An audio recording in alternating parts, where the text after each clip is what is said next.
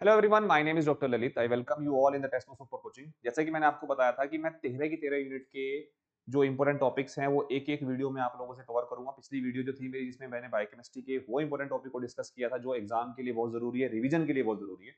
आज यूनिट 2 के मैं उन्हीं टॉपिक्स की बात करूंगा जो बहुत ज्यादा जरूरी है आपके लिए रिवाइज करना, ताकि एग्जाम में आप अच्छा परफॉर्म जरूर करके आए।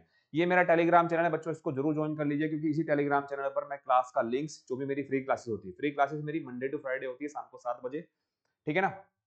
उनके सारे लिंक्स, उनके सारे नोट्स मैं इसी टेलीग्राम चैनल पर शेयर करता हूं। तो जितना हो सके अभी के अभी इस चैनल को सब्सक्राइब कर लीजिएगा और शेयर करिएगा, इस वीडियो को लाइक भी करिएगा और हमारे चैनल को सब्सक्राइब भी करके रखिएगा।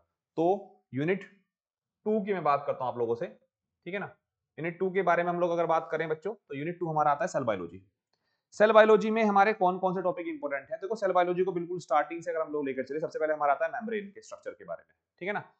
और मेम्ब्रेन के साथ साथ में फिर हमारे दूसरे सेक्शन जो आता है वो ऑर्गेनेलिज का आता है। फिर हमारा आता है उसमें जो जीनोम ऑर्गेनाइजेशन है, उसके बाद सेल साइकिल आता है इन सब में, और फिर माइक्रोबियल जो हमारा फिजियोलॉजी होती है वो आता है। इन सब में जो सबसे ज्यादा इंपॉर्टेंट है वो है हमारा cell cycle regulation. Cell cycle regulation से ऐसा हो ही नहीं सकता कि आपका क्वेश्चन ना आए, ठीक है ना। सेल साइकिल में क्या क्या इंपॉर्टेंट है? देखो, जितने भी हमारे रेगुलेटरी प्रोटीन्स हैं जो कहीं ना कहीं किसी ना किसी स्टेज में सेल साइकिल को रेगुलेट कर रही है, चाहे वो हमारे डिफरेंट साइक्लिन्स हो, सीडीके हो, उन सब के बारे में, या फिर हमारा सीडीके इनहिबिटर्स हो उनके बारे में, या फिर हमारे डिफरेंट चेक पॉइंट्स हो उनके बारे में, ठीक है। चेक पॉइंट चाहे हमारा कोई भी हो, किसी भी स्टेज में, चाहे हमारा डीएनए डैमेज चेक पॉइंट हो, चाहे हमारा अनरेप्लिकेटेड डीएनए चेक पॉइंट हो, चाहे हमारा क्रोमोसोम सेग्रीगेशन चेक पॉइंट हो, या हमारा अनरेप्लिकेटेड डीएनए चेक पॉइंट्स हो, या फिर हमारा जो है स्पिंडल असेंबली चेक पॉइंट हो। मतलब 2 बार मैंने बोल दिया है क्रोमोसोम वाले को। Spindle assembly check point, chromosomal segregation check point, DNA damage check point और unreplicated DNA damage check point. अच्छे से इनको पूरा एक एक प्रोटीन के नाम आपको पता होने चाहिए, कौन सा रेगुलेशन कहाँ काम करता है, कौन कौन सी प्रोटीन इन्वॉल्व हैं। मैंने बहुत सारी वीडियो बना रखी है यूट्यूब पर, आप जाकर देखिएगा, डिटेल में आपको वीडियो मिल जाएंगी हर एक प्रोटीन की, ठीक है ना। ऑलमोस्ट 50 प्रोटीन के अराउंड हैं जो आपको याद करनी पड़ेगी।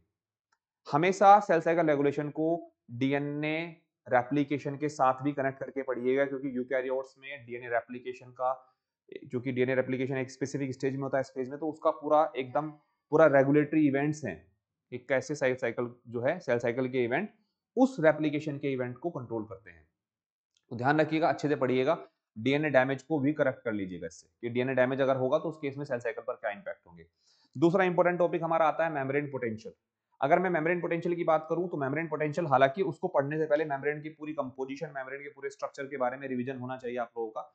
और उससे पहले डिफरेंट टाइप के जो ट्रांसपोर्टर है, चाहे वो पंप है या फिर वो कैरियर हैं, चैनल्स हैं, क्या हैं, उनके बारे में पूरी इंफॉर्मेशन होनी चाहिए। कौन कहां से कहां किस पर्टिकुलर आयंस मॉलिक्यूल्स को पंप करता है और उसका मेम्ब्रेन पोटेंशियल पर क्या इंपैक्ट पड़ता है, मेम्ब्रेन के अक्रॉस चार्ज डिस्ट्रीब्यूशन जो है वो कैसे हमारा जो है वेरी करता है।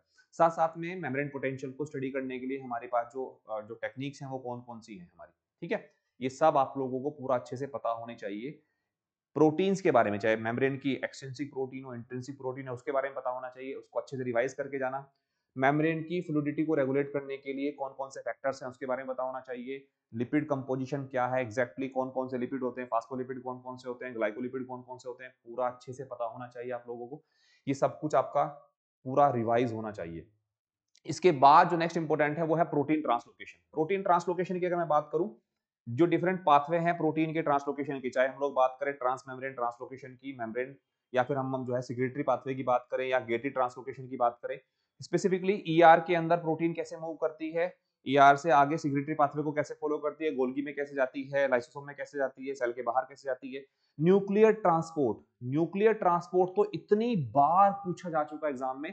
उसमें स्पेसिफिकली हमारा जो ट्रांसपोर्टिंग प्रोटीन होती है हमारा, उनका क्या रोल है, एक्सपोर्टिन का क्या रोल है, इंपोर्टिन का क्या रोल है, एनटीएफ2 का रोल क्या है हमारा, या मोनोमरिक जी प्रोटीन के क्या रोल्स है, किस टाइप के प्रोटीन ट्रांसलोकेशन में, एकदम आपको पूरा अच्छे से पता होना चाहिए।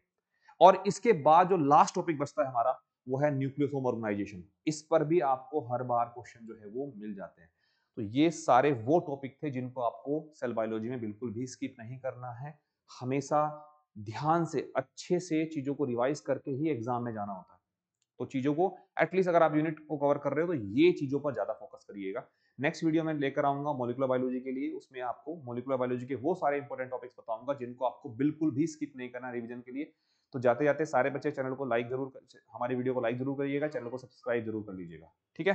Thank you so much everyone. Bye bye.